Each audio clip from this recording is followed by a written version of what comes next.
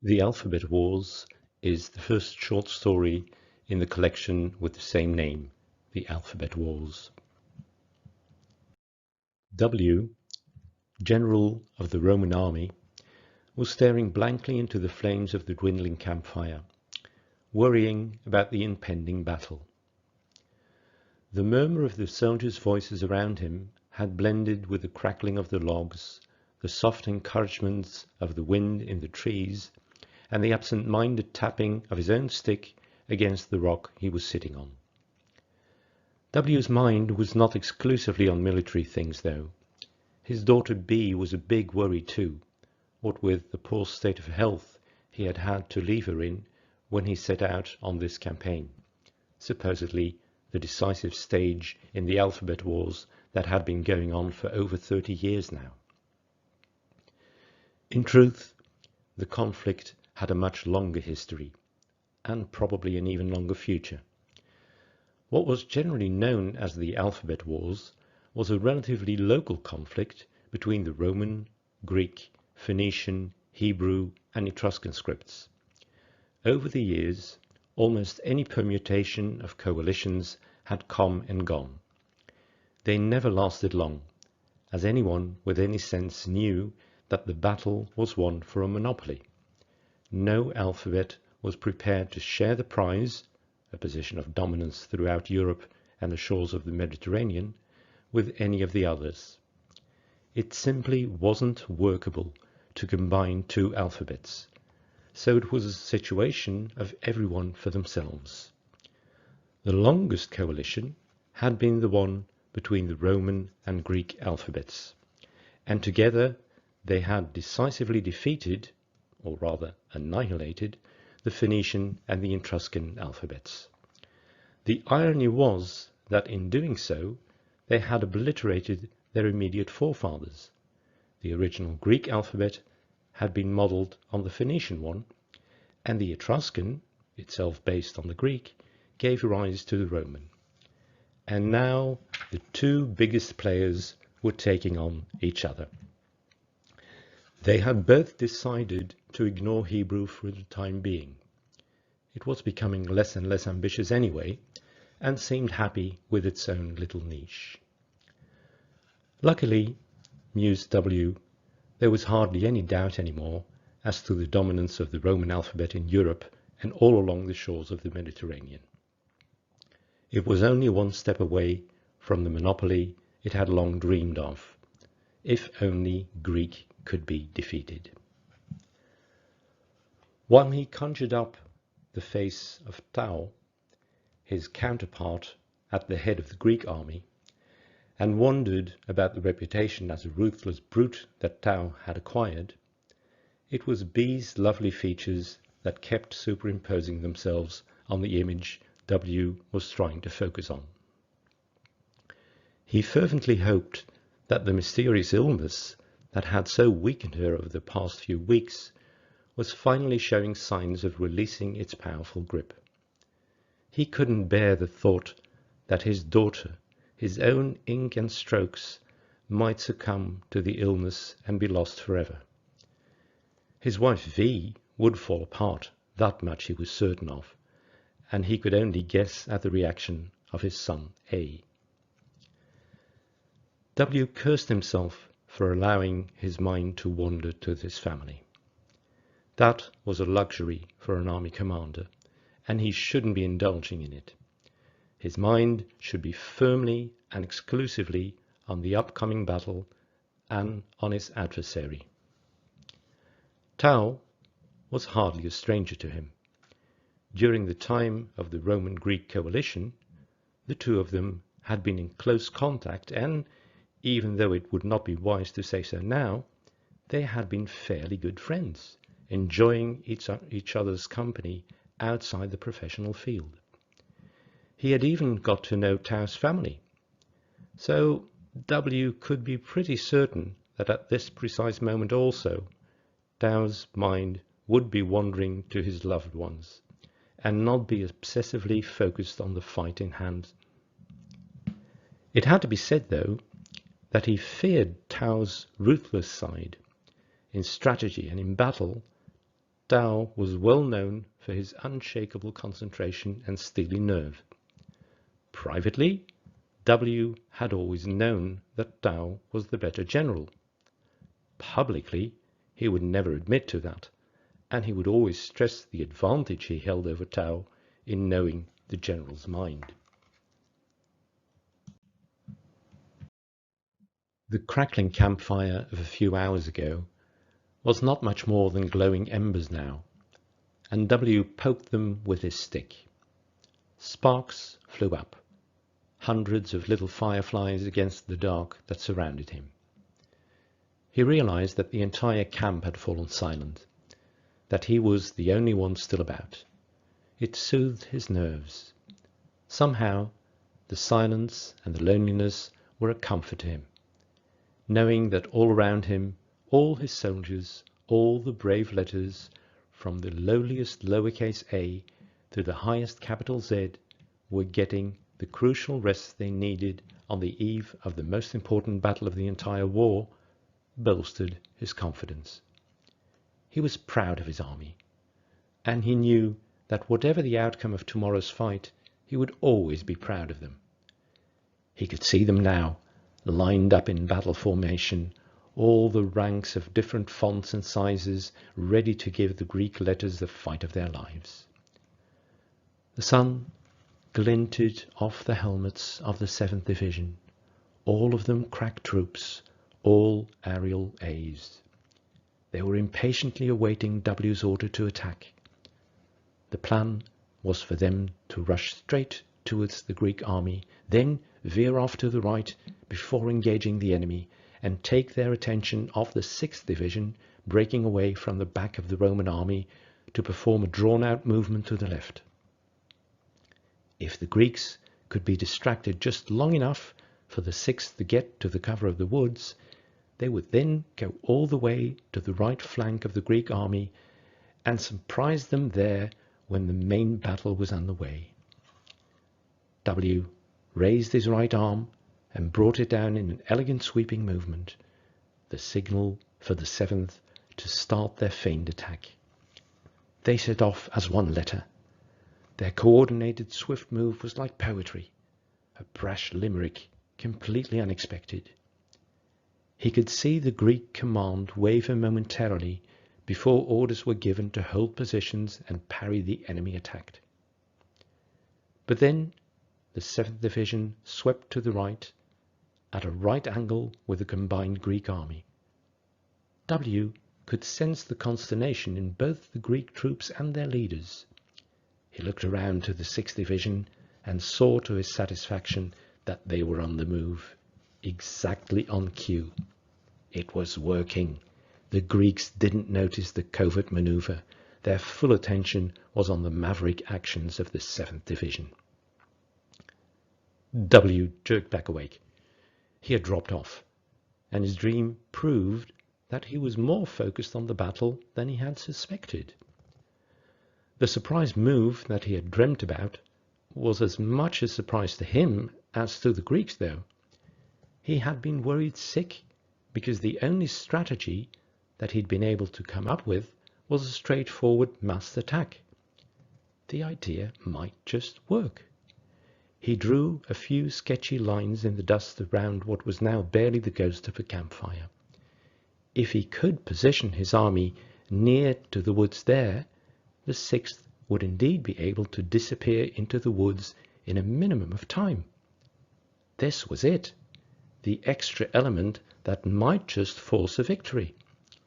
The only thing he needed to do was to wake up the leaders of the 6th and 7th Divisions and brief them on the plan.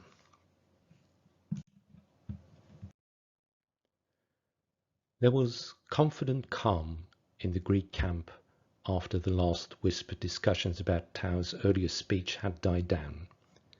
The general had the uncanny knack of making his speeches rousing and reassuring at the same time. All the letters in the Greek army agreed on one thing at least. Tao had succeeded in inspiring them with his obvious confidence. Victory would be theirs tomorrow, that much was certain. Tao was both feared and revered by his officers and the enlisted letters. His reputation went before him, and all kinds of stories, the one more unbelievable than the other, were recounted again and again. And each time the claims about the general's qualities and idiosyncrasies became a little more outrageous. He was said to be scrupulously fair, but also ruthless and incredibly strict. Rumours abounded of him having erased letters of all ranks for showing even the slightest disrespect to him or to the cause. Cowardice would provoke terrible punishments for the soldier's family before the culprit was brutally killed by dismemberment. Tao was acutely aware of his reputation and actively encouraged the rumours that fed it. In truth, he had never subjected any of his troops to unreasonable punishments and would never dream of targeting their families. His wife and children always said he was a big softy, and his strict demeanour as a general was indeed an act more than anything else. Yet, Tao was convinced that a general needed to be seen as hard and unfeeling, but also fair, in order to be respected. Respect led to obedience, and obedience was the basic requirement for military success. Only if a general could be absolutely certain that his commands would be executed, could he be effective in planning a strategy and applying it on the battlefield. Tao knew that his speech had been the best he had ever made, even though he was not half as confident as he had made believe.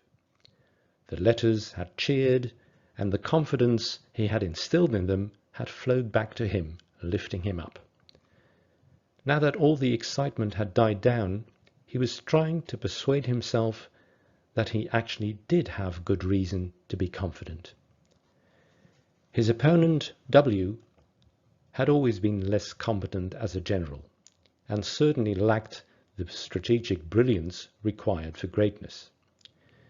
In tomorrow's battle, the Roman army would undoubtedly rely on a simple massed attack. That had almost always been W's strategy. The only variations that Tao had ever witnessed were 2- and 3-pronged attacks, and then only after stubborn insistence by his officers. No, good old reliable W would not surprise him. The only question in his mind was whether he should go in for some fancy strategy or simply rely on his troops' courage and numerical advantage to stop the first wave of the Roman attack and then trust his instinct to come up with an inspired move to plunge the Romans into chaos. He was renowned for his brilliant strategies thought out on the spot in the middle of the battle, and because he knew he could rely on his troops to do exactly as they were told, the strategies tended to be highly successful. Tao could almost hear his lovely wife Zeta say, "Don't worry, Arctos dear, you'll come up with something, as you always do." She would always call him Arctos, bear, in private. Her soft-spoken kindness and her unwavering and unconditional trust in him made a combination that would almost move him to tears. If only he could be with her tonight, she would comfort him and hold him and keep him from worrying. He closed his eyes and imagined how Zeta would have put the children to bed and would now be saying her prayers before turning in for the night herself. "Sleep tight, dearest," he said out loud, taking himself by surprise. It was a good thing there was no one to overhear him. A few careless words like these could well destroy his reputation. The general shook his head to clear his mind. He shouldn't be thinking of his family now. Such thoughts only distracted him from the job in hand. Yet he couldn't prevent the image of his 2 young daughters, Epsilon and Pi, from flashing into his head. Then he concentrated on the upcoming battle again. The unconditional confidence of his wife persuaded him that he would trust his competence once again, even if tomorrow's battle was to be the most important he had ever fought. He would decide on the strategy after the first Roman wave of attack. Historians would later neglect to describe the beauty of the morning of the battle, and have eyes only for the military aspects and for the eventual outcome. They would, of course, put the battle into perspective, analyze its importance in the whole of the Alphabet Wars, and inevitably romanticize the event, failing to mention the cruel loss of so many letters. The truth of the matter was that at dawn that morning, the world seemed to be making an extra effort. The color of the sky was stunning, the scattered wisps of mist coming off the ground accentuating the glow of the fresh sunlight. Gradually, as the sun rose, the hills turned from dark, threatening forms into friendly, wooded landmarks. Birdsong momentarily drowned out the cold, matter-of-fact sounds coming from the two army camps, though no doubt the soldiers were unaware of this. The only thing on their minds was the nervousness that preceded any battle. Yet today especially, they all seemed to be aware of the crucial importance of their individual performance. Each and every letter knew what they were supposed to do and intended to fulfill their duty. The activity in both the Greek and Roman encampments was consistent with imminent battle, and the sound of trumpets, pipes, and drums was much louder than the earlier peaceful birdsong. Yet, 2 full hours after sunrise, there were no actual battle formations, let alone any fighting. The soldiers were becoming impatient and slightly worried. Something was going on, and they were taken aback by the unfamiliarity of it all. As if by arrangement, a small group of letters on horseback emerged from each camp at exactly the same moment, carrying a banner signifying negotiation rather than attack. It was clear for anyone to see that at the center of the two groups were Generals Tau and W. The groups met exactly halfway between the encampments, and Tau and W dismounted and walked to each other, both unarmed. Under the watchful eye of, by now, not only the small groups of bodyguards, but the entire armies, the generals greeted each other and started to talk. They lowered their voices to a whisper, so that no one could overhear their conversation. "W, my friend," Tau started, "I would hate to have you think that I did not at least make an attempt at a negotiated peace." "You took the words right out of my mouth, dear Tau," W replied. "It suddenly came to me this morning how utterly senseless this war is. Why can't our two alphabets coexist peacefully? I mean, we're even related. It's the politicians that seem intent on continuing the conflict, but they're not here to fight, are they?" "All too true, my friend." Tau hesitated for a moment, and then slowly shook his head. "But we both know that, in spite of what our soldiers may think, our individual power is all but negligible. The politicians want this war and this battle, and they shall have it." W just lowered his head and didn't say anything. He just felt very sad all of a sudden. In spite of all his enthusiasm last night about their strategic plans and the support that he had immediately been given by his officers, he had awoken this morning with a powerful urge to avoid any fighting at all. When he had suggested a negotiation party to ride out and meet the Greeks, his officers had reacted with ill-concealed contempt, but he had insisted against all logic. Much to his own surprise, not to mention the astonishment of his officers, the Greek party had left their camp exactly at the same time. Now W realized how utterly silly and sentimental the whole idea of a negotiated peace had been. Yet he was puzzled by Tau's presence here. For some reason or other, the Greek general had also felt the need to ride out on a peace mission. "Can I ask you something?" W suddenly said after what must have been a silence of nearly a full minute. "Why I am here?" "Exactly." "To be perfectly honest, W, I don't know. Somehow I suddenly felt the need to try and settle all of this peacefully. Against all my military instincts, I wanted to meet up with you and talk. I see now that I should never have given in to this whim. My reputation with my officers and troops may be irreparably damaged." "You probably won't believe me, but that's exactly what I felt. I hadn't planned this at all, whatever you may think." W was keen to make it very clear to Tao that he wasn't here for any cowardly reasons, that he was as prepared to go on to the battlefield as his one-time friend. "There's no need to persuade me of your courage, W," Tao said with surprising gentleness. "We must both have followed the same calling of the gods." "Is there any way out of this, you think?"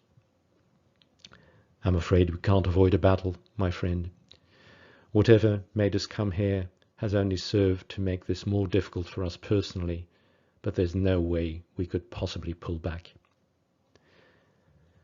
Reluctantly, W nodded. Of course, Tao was right. Without another word, both letters turned around, walked back to their bodyguards, and gave the command to head back to the camp. That day's battle turned out not to be decisive after all. W's creative strategy proved effective up to a point, catching the Greeks off guard, but Tao was able to avoid defeat with an inspired move of the entire right flank of his army, effectively turning the Roman maneuver into an empty choreography of considerable beauty but little or no purpose. At the end of the day, the number of casualties on each side was sadly large, but neither side was able to claim victory. General W was confused. He still didn't know what to make of the surreal events of the morning when he and Tao had answered the same mysterious call. And with hindsight, it was impossible to see what purpose it had served. If the gods had been involved, they had certainly lost face, as the battle had gone ahead anyway. Not a single letter had been saved as a result of the little interlude, and the reputations of both generals had been at least dented, if not worse. The only positive element in that respect was the fact that the move had come from both sides simultaneously, so that neither side could be said to have acted any more cowardly than the other. Personally, W blamed himself. He shouldn't have allowed his thoughts to wander to his family.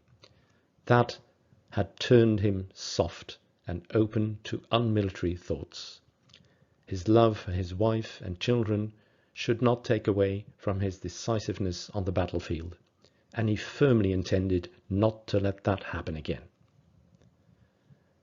General Tao, too, blamed himself.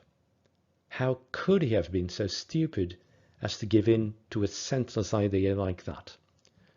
With all those years of experience behind him, he should have known better than to think sentimental thoughts. From now on, he would ban everything that could remind him of his family from his tent, and he would tell Zeta not to write him any more while he was away on a campaign. Her letters only distracted from military matters, and he wasn't going to allow that anymore. After all, the next battle was bound to be the decisive one. All over the Greek and Roman camps, letters of all ranks that had survived the battle were writing to their wives, sweethearts, and mothers, telling them about how they were safe and sound, and how the day had started off so strangely, how their generals had suddenly seemed so much like them, tired of fighting and the endless killing. This was a short story from the collection The Alphabet Wars, published by Diadem Books. If you want to hear more of these stories, hit the like button or leave a comment below. Thank you for listening.